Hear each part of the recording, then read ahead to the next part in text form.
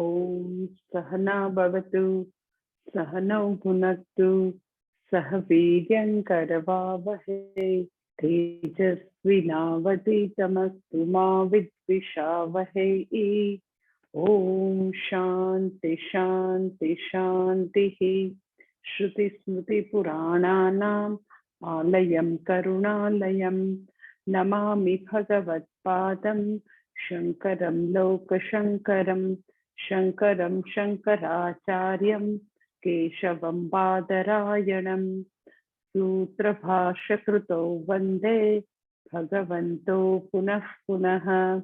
ईश्वरो गुरुरात्मेति मूर्तिभेदविभागिने व्योमवद्व्याप्तदेहाय दक्षिणामूर्तये नमः।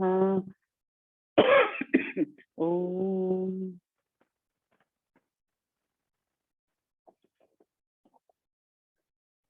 सर्ववेदांत सिद्धांत गोचरं तमगोचरं गोविंदं परमानंदं सद्गुरुं प्रणतोस्म्यहम्। विवेक चूडामणी આજે 12મો અને 13મો શ્લોક થશે। વિરજ્ય વિષય ભ્રાતાત દોષદ્રષ્ટ્યા મુહુર્મુહુઃ સ્વલક્ષે નિયતાવસ્થા मनश्शम उच्यते। विषयेभ्यः परावर्त्य स्थापनं स्वस्वगोलके उभयेषामिन्द्रियाणां सदमः परिकीर्ततः।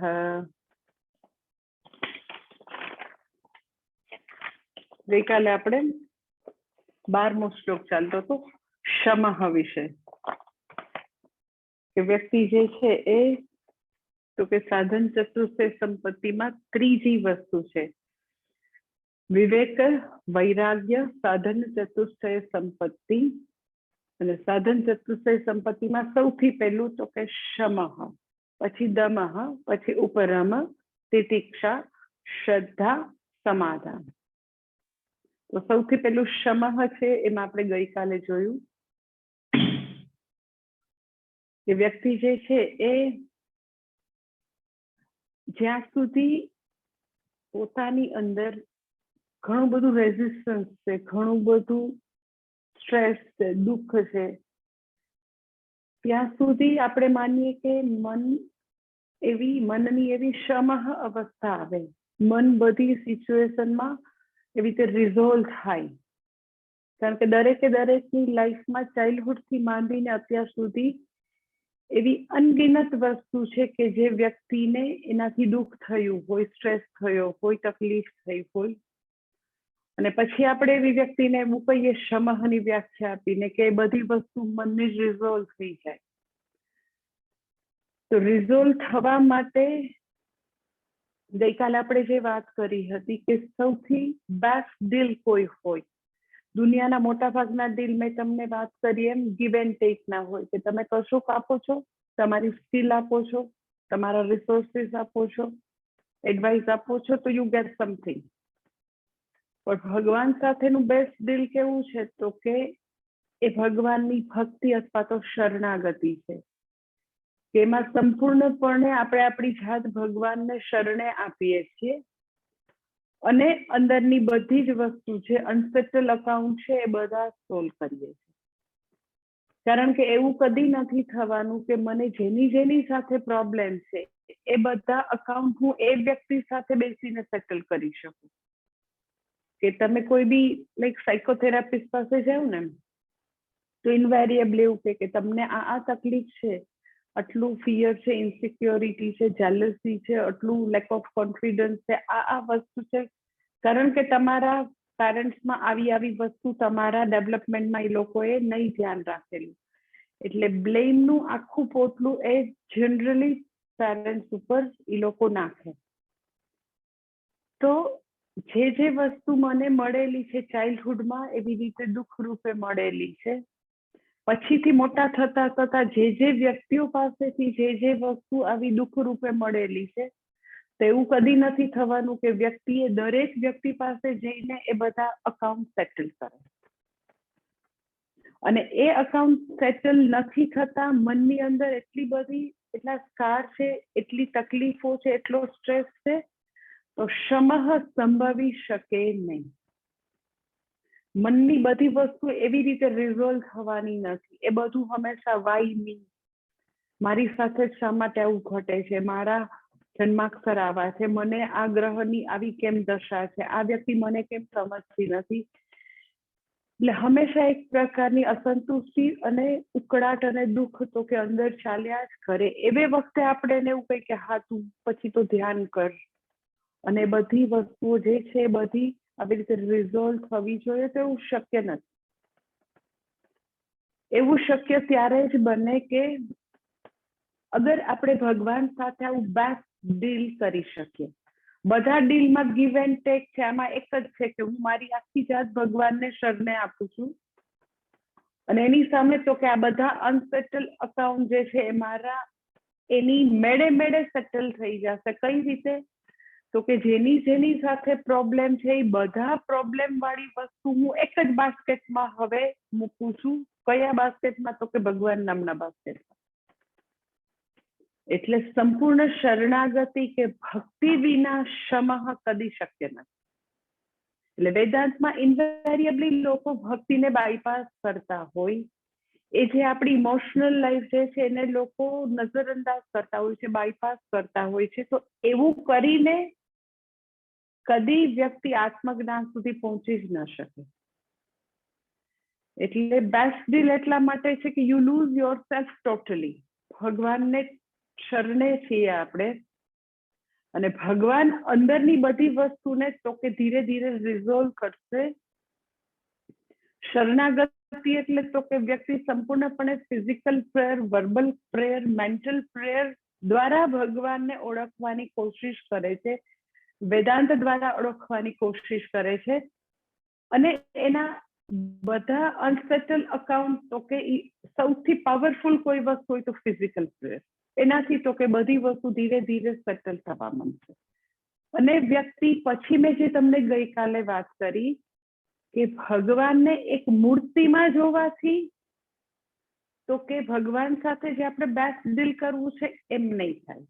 એ કોઈ વ્યક્તિ વિશેષ નથી, એ કોઈ પોઈન્ટ P1 કોઈ ટાઈમ T1 હોય એવી કોઈ વ્યક્તિ નથી, કોઈ ધામમાં કોઈ લોકમાં હોય કોઈ પોઈન્ટ P1 એ નથી.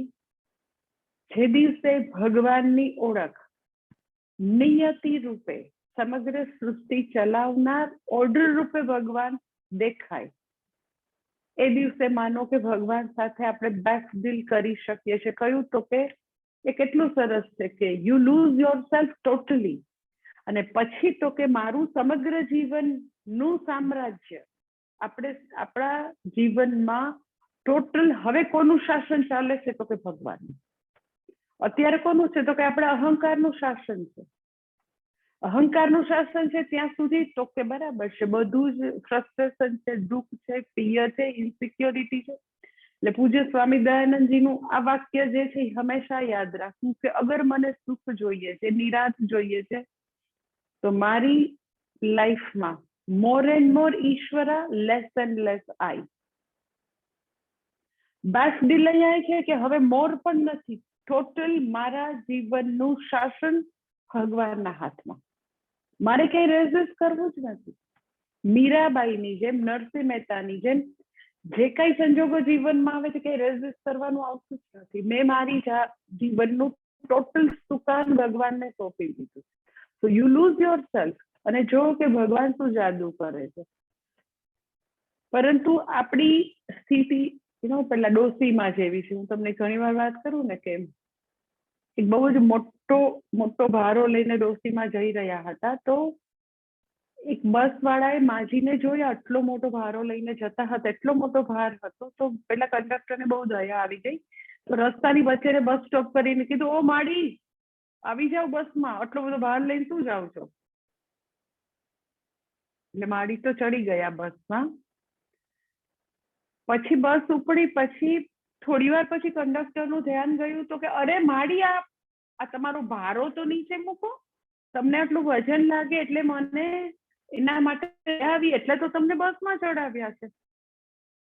તો માજી કહે છે કે અરે ગગા, મારે બસને ક્યાં ભાર કરવું, બસને અનનેસેસરી મારે શું વજન કરવું. તો આપણી બધાની સ્થિતિ એવી છે કે આપણને આપણા ભાર સાથે ભગવાન જ એકચ્યુઅલી વહન કરી રહ્યા છીએ. સ્ટીલ મને મારું પોટલું, મારી જવાબદારીઓની, મારી લાઈફનું જે કાંઈ છે એ વજનનું પોટલું મારે લઈને ફરવું છે. તો બરાબર છે, તો ફિયર હશે, સ્ટ્રેસ હશે, દુઃખ હશે, અનગિનત પેઇન હશે, ડિસસેટિસ્ફેક્શન હશે. Life tell you it's so beautiful, so beautiful. હું આમ એક પણ વસ્તુ એવી તમને નહીં કહું કે જે મારા અનુભવમાં ન હોય. એકવાર ખાલી ભગવાન ઉપર, એકવાર ખરેખર ભગવાન ઉપર તમે વિશ્વાસ રાખીને સમગ્ર જીવનની બધી વસ્તુ તમે એને સોંપો અને પછી જોવો. ઇટ ડઝન્ટ મીન કે એઝ અ હ્યુમન બિંગ આપણે જે કરવાનું છે એ નહીં કરવાનું એવું હું કઈ કહેતી જ નથી. આપણને ફ્રીડમ આપેલી છે, ફ્રી વિલ આપેલું છે. જે આપણે આપણું કર્તવ્ય કર્મ થાય છે ઇન ગિવન સિચ્યુએશન, ઓકે કરતા રહીએ. તો પછીથી જે બાકી રહે છે એ તો કે જે આપણા ભાગે આવે છે, એ 4 પ્રકારના કર્મફળમાંથી જે બી ભાગે આવે છે, લેસ, અપોઝિટ, મોર, ઇક્વલ, એ ભગવાન છે. પણ આપણા જીવનમાં તો કે મોર એન્ડ મોર ઈશ્વરા નથી, મોર એન્ડ મોર આય જ છે. એટલે કે દિવસે આપણી સાધક તરીકે પ્રગતિ થઈ, અંતઃકરણ શુદ્ધ થયું. ગુરુવારે કોઈ પ્રશ્ન પૂછેલો હતો ને કે મારું હૃદય શુદ્ધ છે, મારી સ્પિરિચ્યુઅલ ગ્રોથ થયો કે નહીં, મને ખબર કેમ પડે? તો આ એની સૌથી મોટી પ્રૂફ છે કે કેટલું આપણે આપણા જીવનમાં જે બી સિચ્યુએશન આવે એ બીકોઝ ઓફ મી, મેં કર્યું, મારી તકલીફો મેં ક્રિએટ કર્યું છે, એવી રીતે જોઈ શકીએ છીએ કે 4 પ્રકારના કર્મફળ રૂપે ભગવાન વિલસી રહ્યો છે એ જોઈએ છીએ. 4 થી 5મું કર્મફળ છે જ નહીં, લેસ, અપોઝિટ, મોર, ઇક્વલ, 4 જ છે. તો વોટ આઈ કેન ડુ એ આપણે કરતા જ રહીએ. આપણને જે તે પરિસ્થિતિમાં આપણું કર્તવ્ય કર્મ, what is to be done, એ આપણે કરતા રહેતા હોય. આપણે ધાર્મિક હોઈએ, આપણે પ્યોર હોઈએ તો હંમેશા કરવાનું છે એ કરતા રહીએ છીએ. પછી જે આવે છે એ 100% ઈશ્વર છે, મારું એમાં કઈ છે જ નહીં. તો I don't want to raise this. જે બી આવે એ લેસ આપે, ટોટલી મારી અપેક્ષાથી અપોઝિટ આપે, તો બી મને ખબર છે કે ભગવાન જ છે. જયારે નરસિંહ મહેતા એમ કે ભલું થયું ભાંગી જજા, ઇટ ડઝન્ટ મીન કે એ લોકોનો ગૃહસ્થાશ્રમ બહુ ખરાબ હતો. ના, એ લોકો હેપીલી મેરીડ હતા નરસિંહ મહેતા. પરંતુ પોતાની અપેક્ષાથી તદ્દન વિરુદ્ધ કર્મફળ આવે તો બી એ ભગવાનને જોઈ શકે છે, કારણ કે એ બેસ્ટ ડીલ એની લાઈફમાં હતું. મીરાબાઈની લાઈફમાં હતું કે ઝેરનો કટોરો આવે તો રાણાએ નથી મોકલ્યો, મારા ભગવાને મોકલ્યો. સમજાય છે? This is best deal.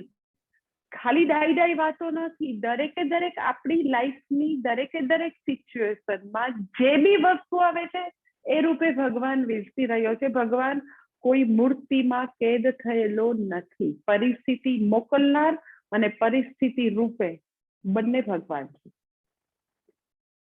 એટલે આપણે અનનેસેસરી બોજ લઈને ફરીએ છીએ. As a human being what I can do એ કરતા રહેવાનું, પછી ટોટલી લીવ ઇટ ટુ ભગવાન. એ જ ભગવાન છે. That is call. તો કે તમે ભગવાન સાથે, આખા જગત સાથેના જે અનસેટલ અકાઉન્ટ છે પૂરા કર્યા, કારણ કે તમે વધારે ને વધારે દરેકે દરેક સિચ્યુએશનમાં ભગવાનને તમારી લાઈફમાં એન્ટ્રી આપો છો. જેટલું ભગવાન આવશે એટલે ભગવાનનું તો એવું છે કે એ પૂરેપૂરો એમાં આપણી લાઈફમાં ઓવરવેલ્મ થઈ જશે, છવાઈ જશે. અને આપણો ઈગો, આપણો અહંકાર જે છે, મારાથી ન થયું, આ તો હું નિષ્ફળ છું, આ તો મારું બરાબર નથી, બધા આમ કહેશે, એ જે બડબડાટ છે અહંકારનો, એનું તો કે પછી કદ ઓછું થતું જશે, આપણો સ્ટ્રેસ ઘટતો જશે. આપણને ખબર પડે છે કે આપણાથી થઈ શકતું એ બધું કરી દીધું છે. લાઈક મેં તમને ગઈકાલે વાત કરી કે ઘણા અત્યારે મને લોકો કહેતા હોય કે પોતાના ફેમિલી મેમ્બર કોઈ કોરોનામાં ડેથ થઈ જાય તો ઘણા લોકોને જુદા જુદા પ્રકારના અફસોસ થતા હોય તો હું એ લોકોને પૂછું, ખૂબ જ દુઃખ થતું હોય તો હું પૂછું કે તમારા હાથમાં હતું એ બધું તમે કરી લીધું ને? તો કે હા. બસ આપણે હાથમાં છીએ. દરેકે દરેક સિચ્યુએશનમાં આપણે છેલ્લી શક્તિની છેલ્લી બુંદ સુધી લડી લીધું.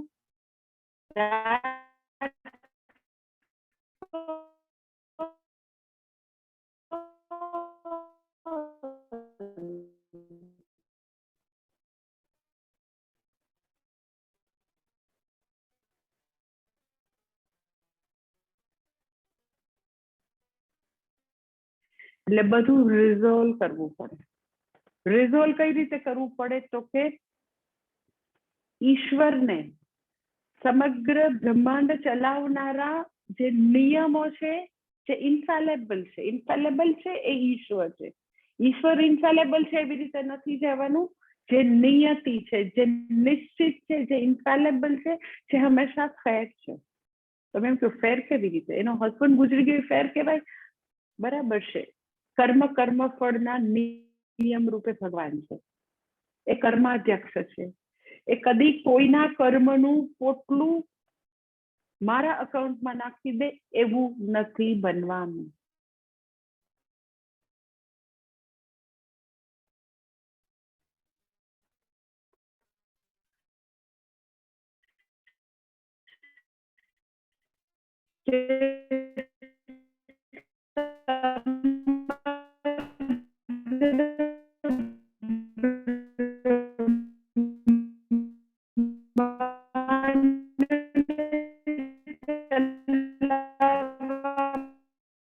વજન અને વોલ્યુમ 1 ટીસ્પૂન જેટલું પણ ન થાય. એનાથી તો કે આખી દુનિયા 1.5 વર્ષથી તો કે આટલી ત્રસ્ત, આટલી ભયગ્રસ્ત, આટલી. તો એ ચાહે તો શું ન કરી શકે? એ તમને લાગે છે કે જ્યારે કોઈ ઇન્ડિવિજ્યુઅલની લાઈફમાં ટોટલી આપણે જેને અમંગળ કહીએ, અશુભ કહીએ, ખોટું થયું આપણને લાગે છે, પણ જન્મો જન્માંતરમાં આપણે મનુષ્ય જન્મ મળ્યો ત્યારે આપણે કેટલા બાવળ વાવ્યા છે આપણને ખબર નથી. આપણે કેટલા આંબા વાવ્યા છે આપણને ખબર નથી. જે દિવસે એનો ભગવાનને ખાલી મૂર્તિમાં કેદ થયેલો જોશું તો ક્ષમઃ શક્ય જ નથી. રિઝોલ્વ નથી થવાનું. રિઝોલ્વ ક્યારે થશે? તો કે ભગવાનને નિયતિ રૂપે, ઓર્ડર રૂપે, પણ એક્ઝેક્ટલી મેં વાવેલું છે એ પ્રમાણે જ આવે, કારણ કે કર્માધ્યક્ષ રૂપે એ નિયમ રૂપે છે. એ કોઈ એના માટે વાલા દવલા નથી. કર્માધ્યક્ષ રૂપે એક્ઝેક્ટલી જેવું કર્મ છે એવું જ કર્મફળ મારી લાઈફમાં આવતું રહેશે. એટલે તો પછી કોઈ વિરોધ કે દુઃખ કે દ્વેષ કે અનફેર મારી સાથે કઈ છે એવા કોઈ વિચારો જ નહીં આવે. જે આવી રહ્યું છે એક્ઝેક્ટ બરાબર છે, યથા યોગ્ય છે, એ જ આવી રહ્યું છે. ઓપોઝિટ કર્મફળ મળે છે મારી અપેક્ષાથી તો એ બી યથા યોગ્ય છે, કારણ કે આપણે ક્યારેક ને ક્યારેક એવું વાવેલું છે. એટલે વ્યક્તિ જેટલે અંશે ભગવાનના આવા જુદા જુદા ઓર્ડર જે સમગ્ર સૃષ્ટિ ચલાવી રહ્યા છે એને ઓળખે. લાઈક બીજો મેં તમને ઓર્ડર કીધો, સૌથી ક્રુશિયલ ઓર્ડર છે, ધેટ ઇઝ સાયકોલોજીકલ ઓર્ડર. જેવી રીતે ફિઝિકલ ઓર્ડર છે જેનાથી સમગ્ર બ્રહ્માંડ, બધા ગ્રહો, બધી ગેલેક્સી બધું ચાલી રહ્યું છે ફિઝિકલ ઓર્ડરથી. ફિઝિયોલોજીકલ ઓર્ડરથી તો કે સમગ્ર આપણા શરીરની દેહધાર્મિક ક્રિયાઓ, આપણું સર્ક્યુલેશન, રુધિરાભિસરણ, આપણું ડાયજેસ્ટિવ સિસ્ટમ, એ બધું એનાથી ચાલી રહ્યું છે. એ ચાહે હ્યુમન બીંગમાં હોય કે ચાહે કાઉમાં હોય કે ડોગમાં હોય, બધી જગ્યાએ સમાન રીતે ચાલી રહ્યું છે. માટે મેડિકલ સાયન્સ સંભવિત શકે છે, કારણ કે એક જ પ્રકારની નિયતિથી બધા શરીરો ચાલે છે. હ્યુમન આંખ જે છે જેવી રીતે જોવે છે એવી જ રીતે ગાયની આંખ પણ જોવે છે. માટે ઓપ્થેલ્મોલોજીસ્ટ નામનો તો કે ડિપાર્ટમેન્ટ મેડિકલ સાયન્સમાં સંભવી શકે. એટલે નિયમ છે. આંખ આવી જ રીતે કામ કરે એ નિયમ છે. માટે શાસ્ત્રમાં એવું કે ઓકે, આંખનું તેજ હંમેશા તમારે સરસ જોઈએ છે તો આંખની કૃપા કરવા વાળા દેવતાની તમારે પૂજા કરવી જોઈએ, કારણ કે દરેક સમષ્ટિની બધી આંખ એક જ નિયમથી કામ કરે છે. That is physiological order. અને એના દેવતા છે દેટ ઇઝ સૂર્ય દેવતા. માટે તો કે આદિત્ય હૃદય કરો તો આ સારી રહે. એટલે જસ્ટ આ તો તમને ખ્યાલ આવે કે ઓર્ડર કોને કહેવાય, કે એક જ સમાન નિયમથી, નિયતિથી ભગવાન નિયતિ રૂપે છે. એવી જ નિયતિ તો કે હ્યુમન માઇન્ડની છે. મનુષ્યનું મન એક જ નિયમથી ચાલે છે, એ ચાહે અમેરિકનનું માઇન્ડ હોય કે ઇન્ડિયનનું માઇન્ડ હોય. અને એ સાયકોલોજીકલ ઓર્ડર જે છે એ ઓર્ડર શું કહે છે મને, તો કે કોઈ બી વ્યક્તિ ચાઇલ્ડહુડમાં આવા સંજોગોમાંથી પસાર થઈ હોય, ઇન અધર વર્ડ આવું બેકગ્રાઉન્ડ હોય, તો મોટા થઈને તો કે એની આવા પ્રકારની બિહેવિયર પેટર્ન હોય. એટલે માની કુખે તો કે નિર્દોષ બાળકો જ જન્મે છે, પછીથી એ વ્યક્તિ તો કે એવા ગુનાહિત પ્રવૃત્તિમાં જાય છે બીકોઝ ઓફ ગિવન બેકગ્રાઉન્ડ. આવું બેકગ્રાઉન્ડ હોય એ કોઈ બી જગ્યાએ હોય તો કે એ આવી રીતે એનું આટલું બધું હેવી અનકોન્શિયસ હોય, એને જીવનમાં હજી એને ચાલતા શીખે ત્યાં એને સૌથી પહેલા તો કે એને પબમાં એના બાપાએ મોકલ્યું કે જે મારા માટે દારૂ લઈ આવ, તો આલ્કોહોલિક ફાધર જે છે એવું બેકગ્રાઉન્ડ જેને મળ્યું હોય તો બરાબર છે, એની બિહેવિયર આવી છે. એ દુનિયાના કોઈ બી છેડે, દેટ ઇઝ સાયકોલોજીકલ ઓર્ડર. એટલે ભગવાનને એઝ અ સાયકોલોજીકલ ઓર્ડર રૂપે ભગવાન છે, એ નિયતિ રૂપે ભગવાન છે, કે આવા પ્રકારના સંજોગો કે ટ્રોમામાંથી વ્યક્તિ પસાર થઈ છે તો આવું જ બિહેવિયર. એટલે આપણને એવું થાય આને કેમ સમજ નથી પડતી, આનામાં કેમ આટલો ગુસ્સો છે, આનું કેમ આટલું થિંકિંગ આવું છે. Okay, because of given background થી બધાની બિહેવિયર નું કંટ્રોલ થતું હોય. એટલે ભગવાનને એક મૂર્તિમાં કેદ જોશો તો રિઝોલ્યુશન શક્ય નથી. ભગવાન એઝ અ સાયકોલોજીકલ ઓર્ડર. તો આપણને ખબર પડશે બરાબર છે એનું બિહેવિયર એવું છે કારણ કે આવા પ્રકારનું એનું બેકગ્રાઉન્ડ રહ્યું હશે. શું છે આપણે ડિટેલમાં જાણવાની જરૂર નથી. જ્યારે વ્યક્તિને એવું ખબર પડે કે આટલો બધો ગુસ્સો છે બીકોઝ ઓફ હેવી અનકોન્શિયસ, આટલી ઇન્સિક્યોરિટી છે, આટલું ગોસિપ કરે છે, આટલું જૂઠું બોલે છે બીકોઝ ઓફ સમ બેકગ્રાઉન્ડ, એવું જ્યારે સમજાય તો વ્યક્તિ રિએક્ટ નહીં કરે, વ્યક્તિ કોઈ એની સાથે મોટી ફાઇટિંગ નહીં કરે, એને ઇફ એટ ઓલ કાંઈ થશે તો લાંબે ગાળે એના માટે તો કે સિમ્પથી થશે, એને કરુણા આવશે કે ઓકે આવું બેકગ્રાઉન્ડ છે એટલે એ વ્યક્તિનું આવું જ બિહેવિયર હોય કારણ કે એની વચ્ચે આવી રિલેશનશિપ છે બિહેવિયર અને બેકગ્રાઉન્ડ વચ્ચે. એટલે રિઝોલ્યુશન જે છે એ ત્યારે ત્યારે શક્ય બનશે કે વ્યક્તિ ભગવાનને આવી રીતે જુદી જુદી નિયતિ રૂપે, ઓર્ડર રૂપે જોશે તો લોકોના બિહેવિયર અંગે જે મને આટલું બધું અંદર તકલીફો છે, આટલો સ્ટ્રેસ છે, એ બધો એનું શમન થવા માટે, રિઝોલ્યુશન થવા માટે મારે મારા મનને આ બધા રીઝન આપવા પડે. તમે એમ કહો કે ના બધું ભૂલી જાઓ, પછી મારે નથી એ બાજુ જોવું, મારે યાદ નથી કરવું, તો એ બધી વસ્તુથી શમઃ સંભવી શકે નહીં. શમઃ તો કે મારા જીવનના દરેક પાસામાં ભગવાનને હું આ રીતે વણી લઉં, આ રીતે હું જોઉં. So that is called more and more Eshwara, less and less I. And ultimately તો કે ભગવાન જ મારા જીવનમાં સમગ્રપણે એનું જ સામ્રાજ્ય હોય, that is શમઃ. અને શમઃ માટે તો કે મેં તમને વાત કરી એમ આટલું મેં તમને જસ્ટ એક સાયકોલોજીકલ બેકગ્રાઉન્ડથી સમજાવ્યું, પણ આપણો જે ઓરિજિનલ દોર છે તમને વાત કરું કે શમઃ જે છે એ હંમેશા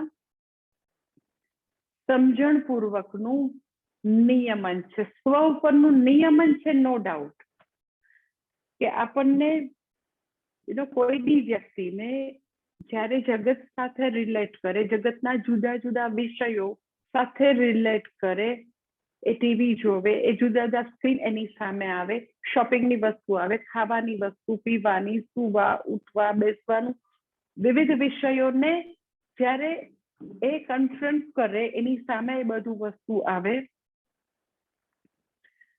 તો શમઃ અને દમઃ શું છે? તો કે આટલું જ છે કે એ બધા વિષયો મારી ઉપર સવાર થઈ જાય છે, એ બધા મારા માલિક બને છે કે હું માલિક છું. That's all. શમઃ આટલું જ છે કે જ્યારે જ્યાં બી જે બી વસ્તુ સાથે રિલેટ કરીએ છીએ, વ્યક્તિઓ સાથે વાત કરીએ, માની લે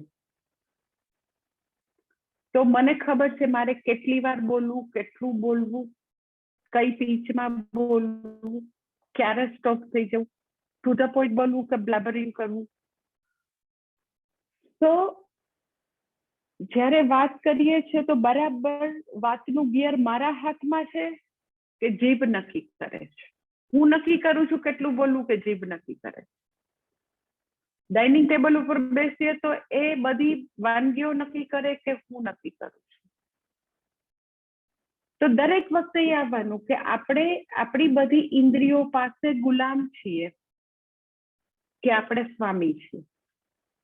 એ બધી ઇન્દ્રિયો જે છે આપણા માટે સાધન છે અને આપણે માલિક છીએ. શમઃ એટલે શું? તો કે જ્યારે એ આંખ, કાન, નાક, ત્વચા, 5 જ્ઞાનેન્દ્રિય અને 5 કર્મેન્દ્રિયના વિષયો જ્યારે મારી સામે આવે તો શમઃ એટલે શું? તો કે આપણે આપણા મનને એ બધામાંથી આપણે જ્યારે ઈચ્છીએ ત્યારે વિડ્રોલ કરી શકીએ, આપણે ઈચ્છીએ ત્યારે એમાં એને પ્રવૃત્ત બી કરી શકીએ. આપણે માપદંડ નક્કી કરીએ કે આટલું જ પ્રવૃત્ત થવું છે, આટલી આપણી બાઉન્ડ્રી છે, અહીંયાથી આપણે આપણી જાતને પાછું વિડ્રોલ કરી લેશું. તો આપણને આપણી બાઉન્ડ્રી એકદમ ખબર છે, બીજાની બાઉન્ડ્રી ખબર છે કે અગર એ એની બાઉન્ડ્રી ક્રોસ કરીને અટેક કરવા આવશે તો આપણે ક્યાંથી હાથ ધરી દેવો આપણને બરાબર ખબર છે. જો મને બરાબર ખબર હોય તો મને કોઈ રડાવી શકે નહીં, કારણ કે આપણને ખબર છે કોઈ અટેક કરવા આવે તો આપણે ક્યાંથી એને સ્ટોપ કરી દેવું. સો as a person I am very very alert person. મને મારી બાઉન્ડ્રી ખબર છે, બીજાને એની બાઉન્ડ્રીમાં રાખતા મને આવડે છે. That is called શમઃ. ઇન અધર વર્ડ કે મારું મારા મન ઉપર સંપૂર્ણ પ્રભુત્વ છે, જીતેન્દ્રિય, સંપૂર્ણ એટલે સંપૂર્ણ મનોનિગ્રહ છે. હું બોલું છું, મારાથી બોલાઈ જતું નથી. હું ખાઉં છું, મારાથી ખવાઈ જતું નથી. હું સૂવું છું, હું ઉઠું છું, હું ચાલું છું. એટલે ક્યાંય ઇમ્પલ્સિવ એક્શન નથી, કોઈ ઇમ્પલ્સિવ એક્ટિવિટી જ નથી, જે છે એ ડેલિબરેટ action. So as a person, I am very, very disciplined person. Okay, A stage સુધી પહોંચવા મેં કર્યું છે શું? મારા મન ઉપર આમ એકદમ દબાવ લઈ આવ્યું છે? તો કે નો નો નો.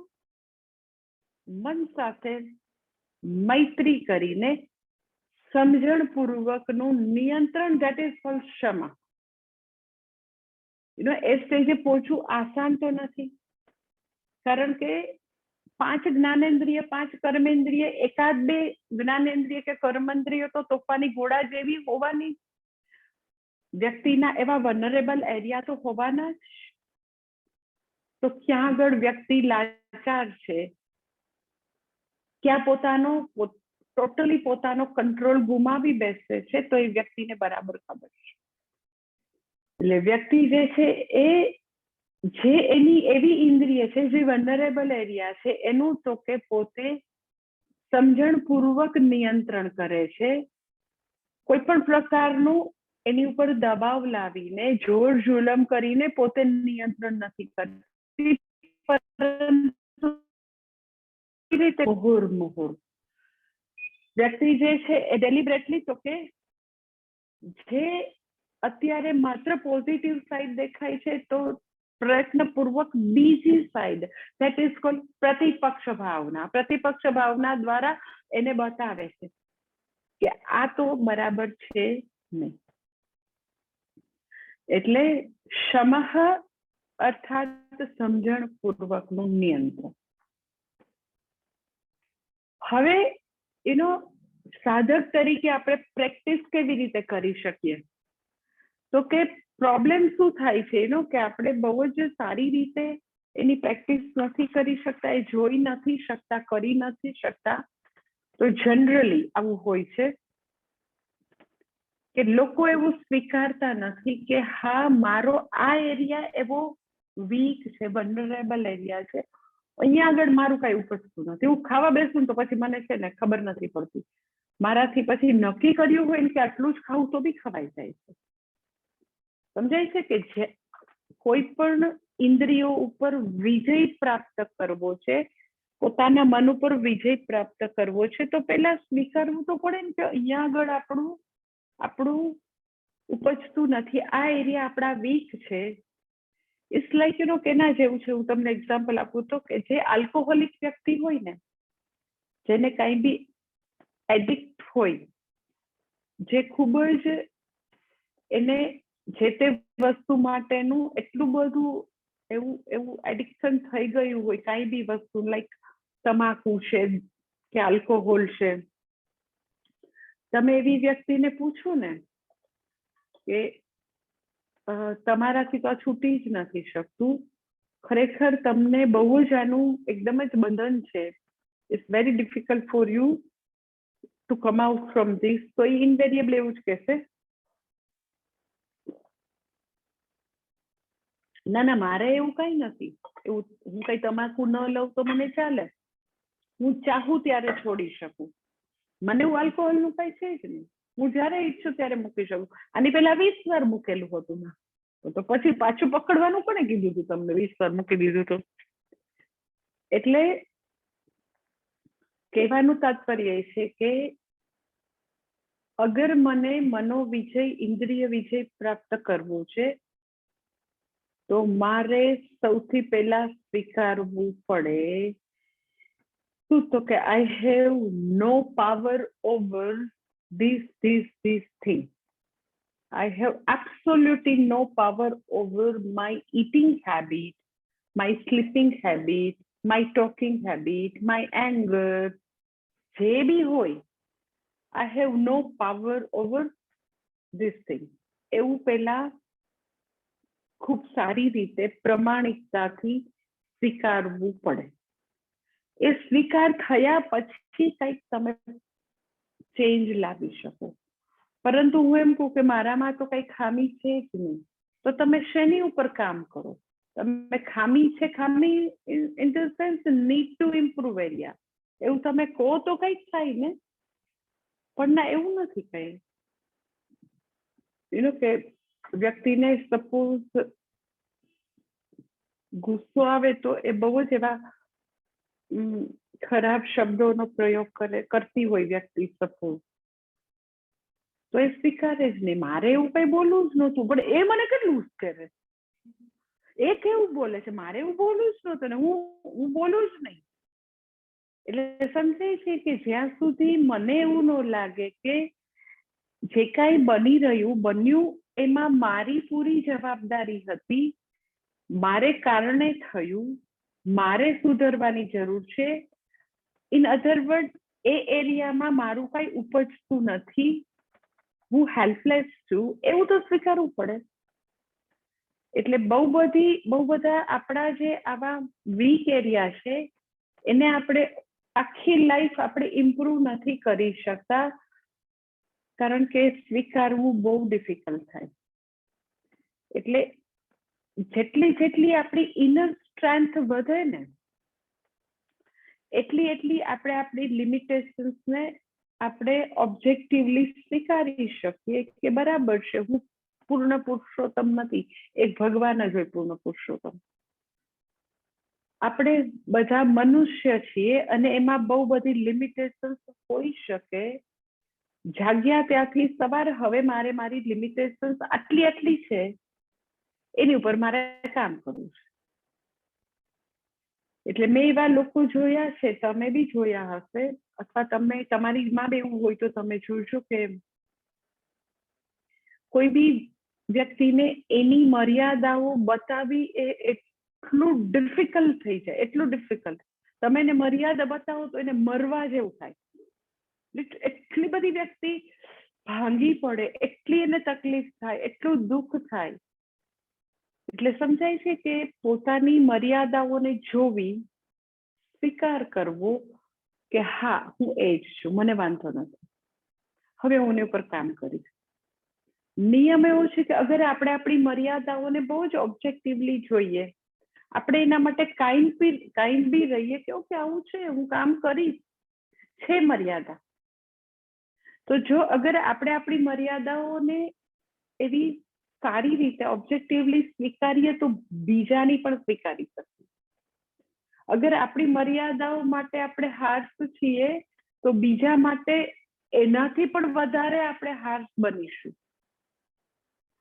એટલે એ બહુ જ ઇમ્પોર્ટન્ટ વસ્તુ છે કે પોતાની મર્યાદાઓનો સહજ સ્વીકાર કરી અને પછી તો કે આવી રીતે પોતે ગોલ નક્કી કરીને એક મર્યાદા ઉપર શાંતિથી કામ કરી શકે. એટલે જેવી રીતે આલ્કોહોલિક વ્યક્તિ ક્યારેય ન સ્વીકારે કે I have no power over this alcohol, એમ આપણે આપણી ઇન્દ્રિયોની જે લોલુપતા છે, જુદા જુદા વિષયો માટેનું એકદમ આકર્ષણ છે, એના માટે આપણે સ્વીકારવું પડે કે અહીંયા આગળ મારી તો કે આવી લોલુપતા છે, એ મારી લિમિટેશન છે, એ સ્વીકારવું પડે. અને પછી કેવી રીતે કામ કરવું એના સ્ટેપ બાય સ્ટેપ આપણે પ્લાનિંગ કરી શકીએ. એમાં સૌથી પહેલું પ્લાનિંગ તો કે આપણે ખૂબ જ સરસ રીતે સિન્સિયરલી રેગ્યુલર બેઝ ઉપર આપણે આપણું શાસ્ત્રનો સ્ટડી જેમ અત્યારે કરી રહ્યા છો એ આપણું ચાલુ જ રહે. કારણ કે શાસ્ત્ર સ્ટડી જે છે એ તમને હંમેશા તમે જે વીક ઇન્દ્રિયો ઉપર કામ નથી કર્યું એ તમારું બાકી હોમવર્ક શાસ્ત્ર બતાવ્યા જ કરે. આમ તમારી સામે અરીસો ધરી જો આ બાકી છો જ, આ બાકી છો જ. એટલે દરેક પોતપોતાનું જો પ્રમાણિકતાથી અને શ્રદ્ધાથી શ્રવણ કરે છે તો બધાને ખબર પડવાની કે માતાજી મને શું કહે છે. એટલે શાસ્ત્ર સ્ટડી જે છે એ કેટલી મહાન વસ્તુ છે, અલ્ટિમેટ વસ્તુ છે કે બાકી હોમવર્કનો અરીસો દરેક પ્રવચનમાં આપણને આપણા ગુરુ બતાવવાના જ છે. તો આપણે આપણી જાત ઉપર ઇન્દ્રિયો પર વિજય પ્રાપ્ત કરવો છે તો સૌથી પહેલું તો કે કદી પણ શાસ્ત્ર સ્ટડીમાં પ્રમાદ ન કરીએ, એ પહેલું એનો ઉપાય છે ક્ષમા પ્રાપ્ત કરવાનો.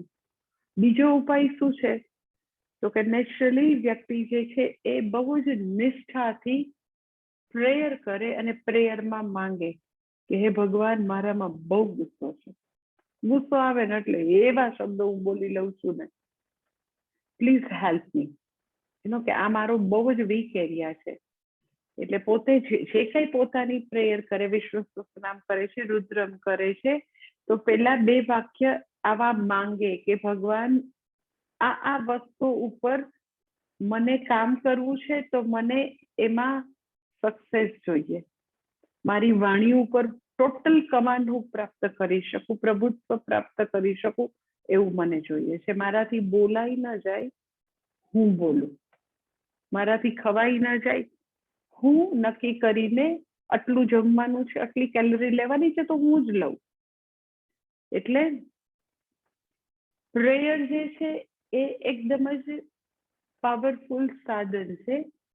રોજે માંગો કે ભગવાન હું માળા કરવા બેસું ને એવું ચિત્ત ભટકે છે ને, આઈધર મેકેનિકલ વસ્તુમાં મિકેનિકલી બધું થતું રહે યંત્રવત, ઓર એટલું ડેવિયર થઈ જાય છે જુદી જુદી જગ્યાએ. તો પ્લીઝ ભગવાન મને ચિત્ત નૈશ્ચલ્ય આપ, ચિત્ત શુદ્ધિ આપ.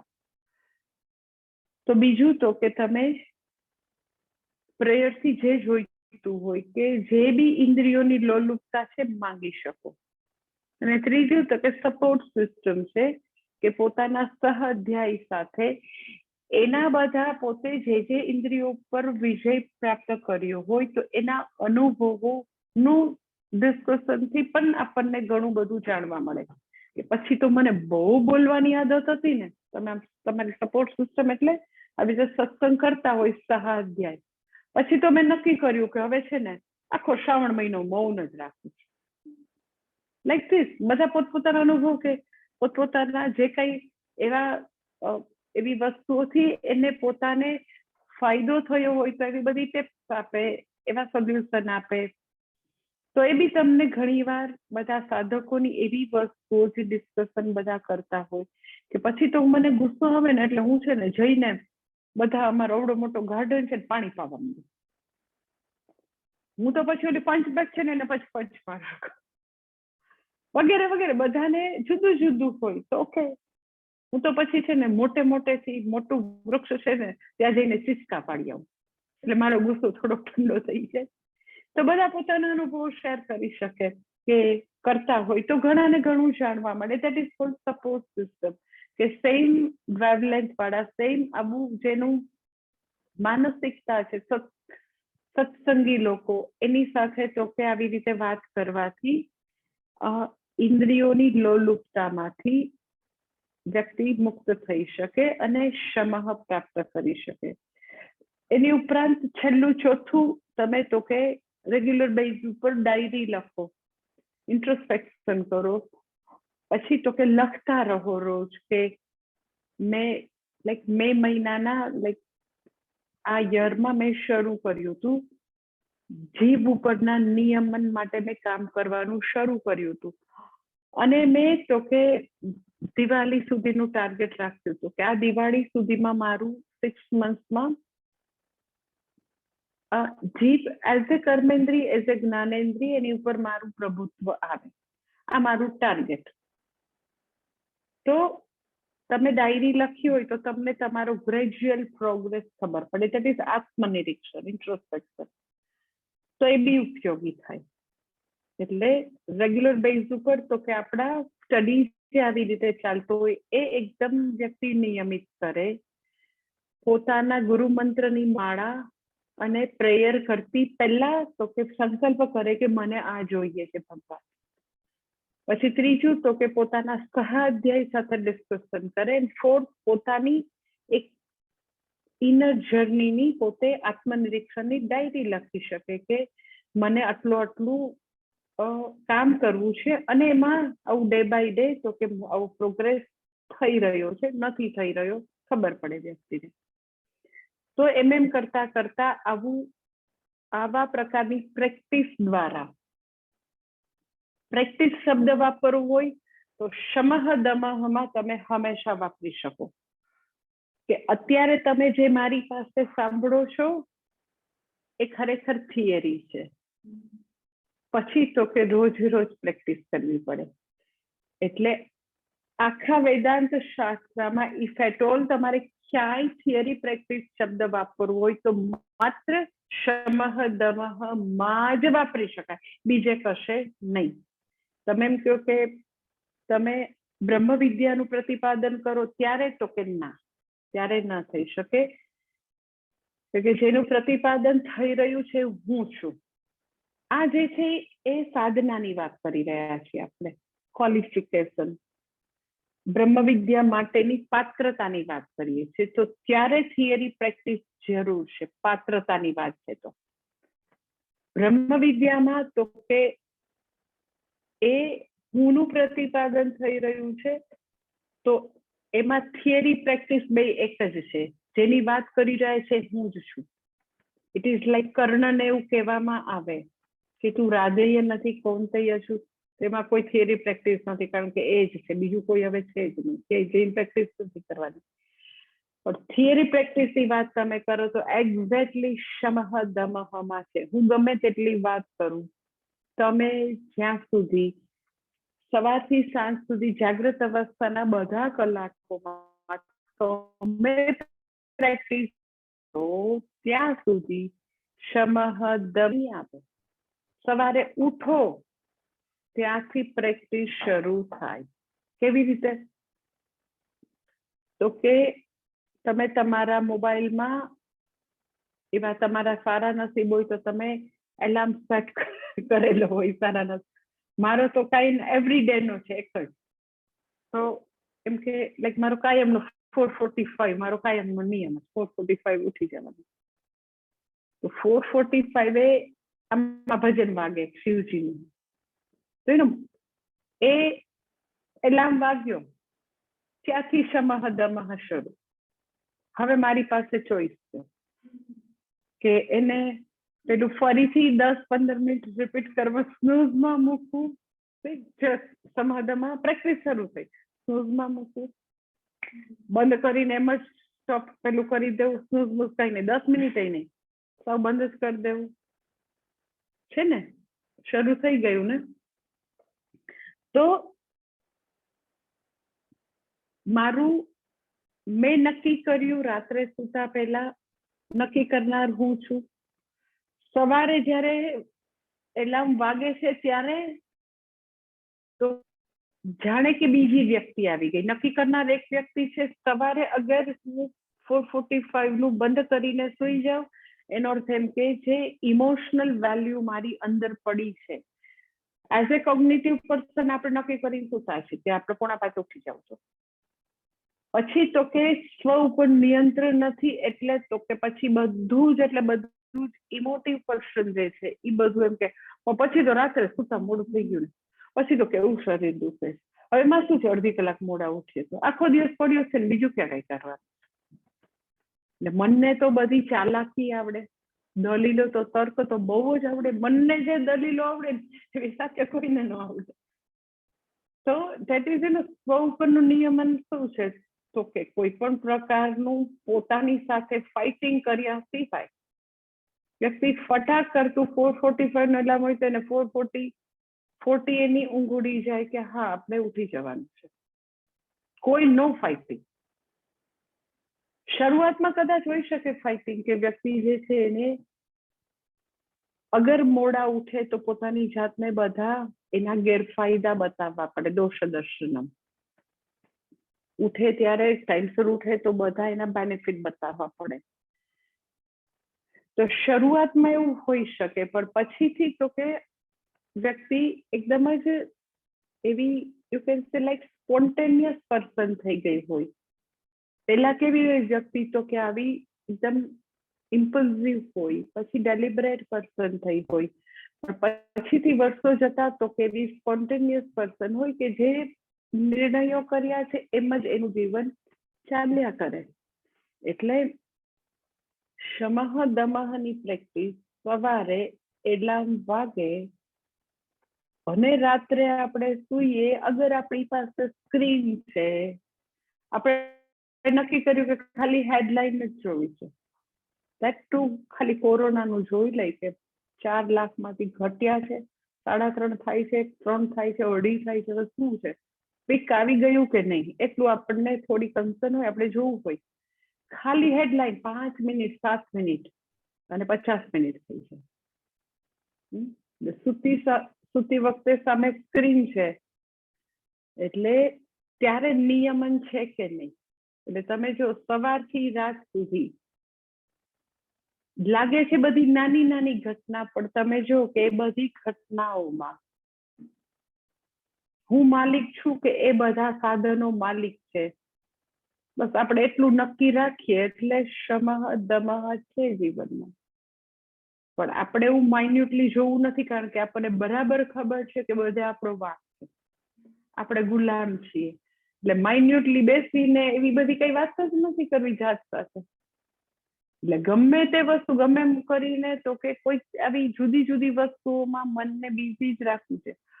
અગર ડાયરી લઈને જાત સાથે સંવાદ કરવા બેસો તો ખબર પડે કે દિવસની 200 ઘટનાઓમાંથી 180 ઘટનાઓ એવી છે કે આપણે ગુલામ છીએ, અને એ બધા સાધનો, એ બધી ઇન્દ્રિયોના વિષયો મારા માલિક છે. એ સ્ક્રીન માલિક છે, ટીવી માલિક છે, મ્યુઝિક માલિક છે, ખાવાનું માલિક છે. મેં નક્કી નથી કર્યું બધું, તો કે એની મેળે જ મેકેનિકલી ઇમ્પલ્સ, લૂઝનેસ એ બધું થયા કરે છે, નો થિંકિંગ. એટલે શમઃ દમઃ ખાલી સાંભળવાનો વિષય નથી. સવારે એલાર્મ વાગે ને સાંજે આપણી સામે જે સ્ક્રીન હોય ત્યાં સુધીની એક એક ઘટનામાં વ્યક્તિ અત્યંત એલર્ટ લાઈફ જીવે, ધેટ ઇઝ શમઃ. એકદમ એલર્ટ, કોઈ લૂઝનેસ નહીં, ક્યાંય એક રતિભાની લૂઝનેસ નહીં.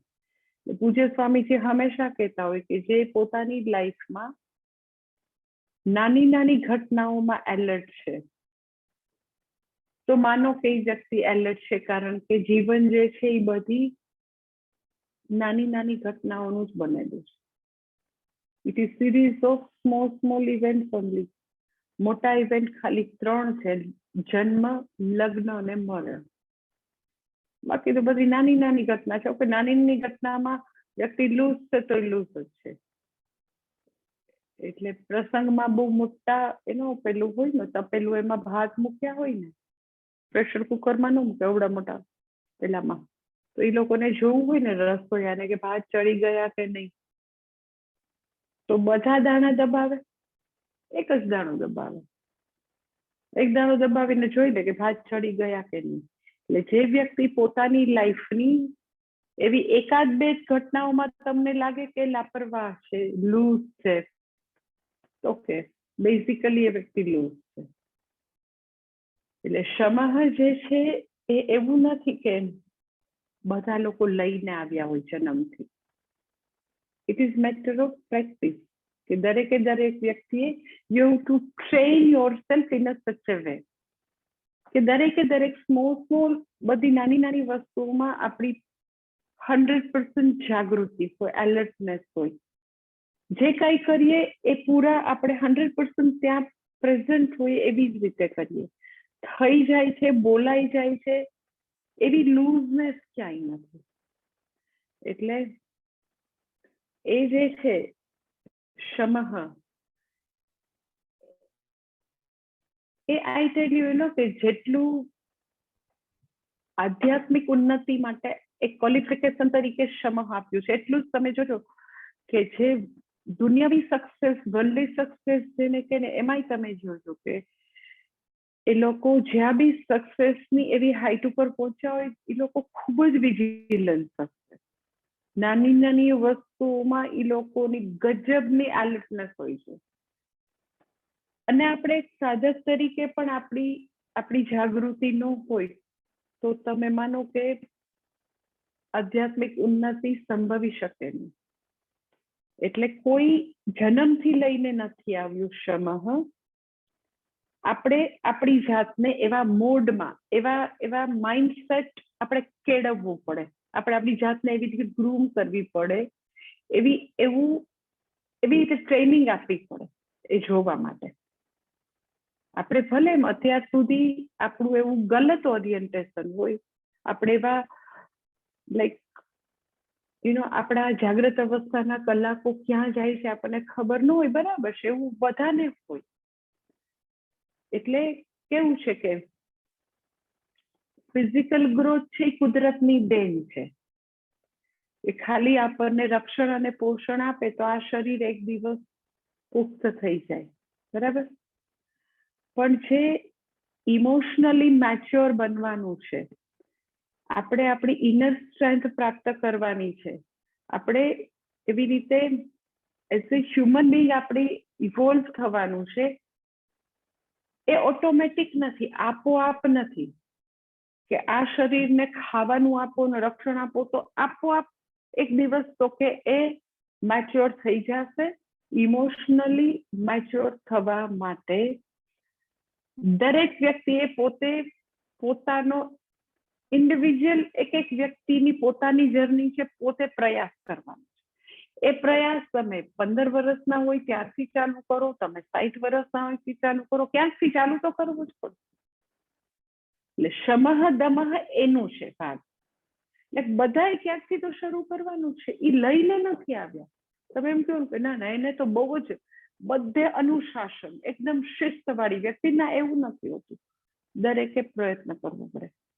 એટલે પ્રયત્ન કરે, એવા પ્રકારનું મનનું ઘડતર કરે તો પછી વ્યક્તિ દરેકે દરેક જગ્યાએ જાગૃતિ આવે કે મારા જાગૃત અવસ્થાના કેટલા કલાકો ક્યાં જાય છે, મેં આખો દિવસમાં કઈ વસ્તુ, આજના દિવસનું મારું શું છે, મેં શું કર્યું.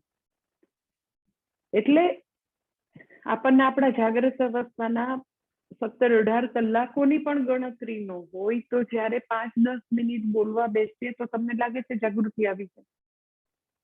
એટલે એ જે છે એ તો કે આવી આખું પોતાની જાતનું એક પ્રકારનું આવું રૂપાંતરણ છે, ટ્રાન્સફોર્મેશન છે, દેટ ઇઝ ક્ષમા.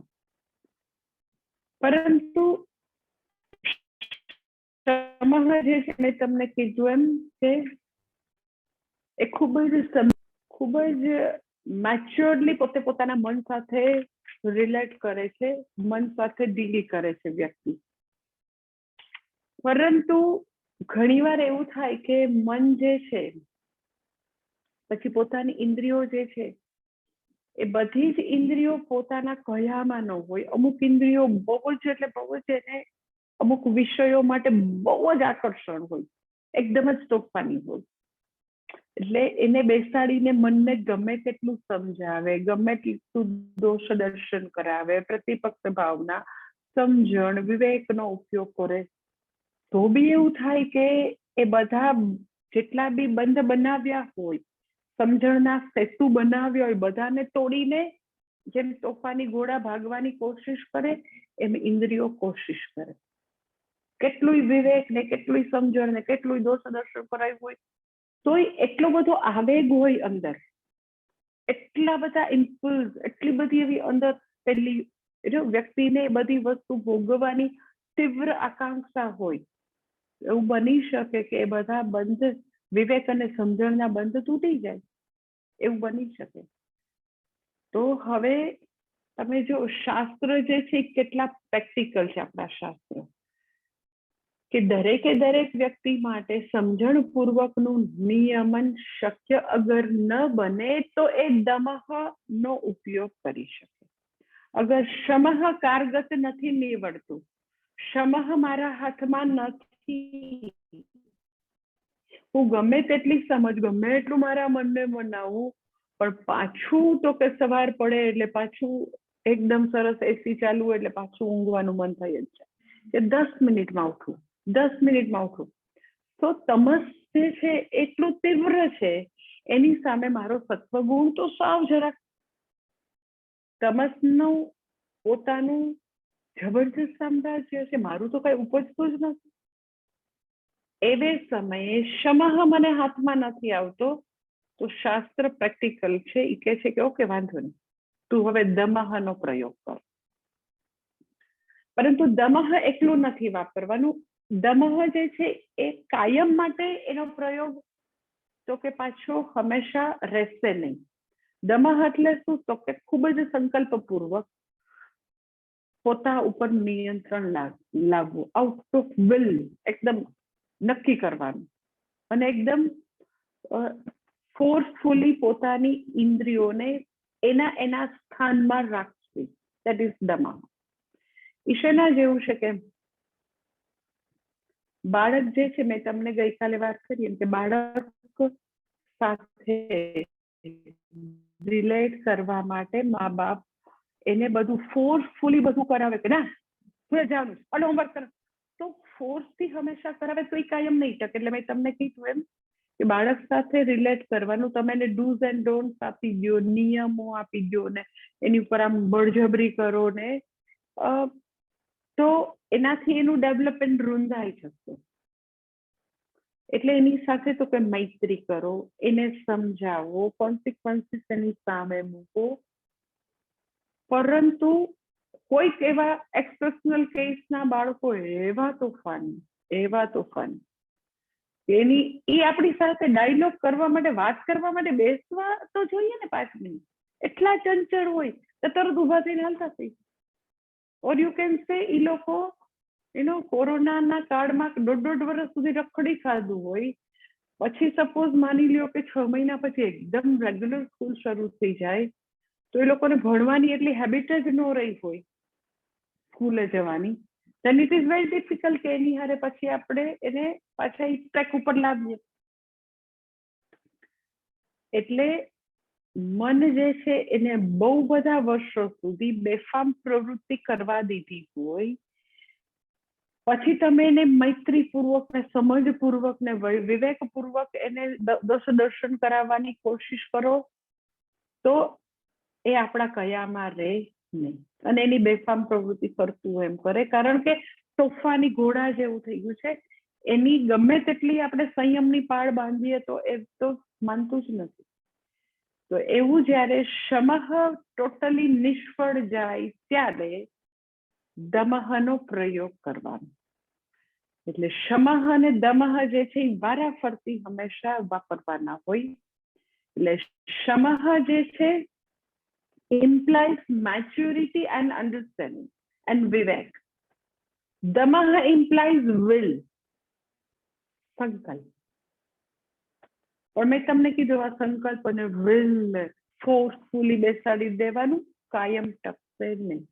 પરંતુ પેલા બહુ ફોર્સફુલ છે, તોફાની ઘોડા જેવી ઇન્દ્રિયો છે, બેસાડવા માટે પેલા સંકલ્પ અને ફોર્સનો ઉપયોગ ટેમ્પરરી કરવો પડે. ધેટ ઇઝ દમઃ. એટલે જે એરિયામાં વ્યક્તિને એવું લાગે કે શમઃ અત્યારે કારગત નહીં નીવડે તો એ વખતે દમઃ.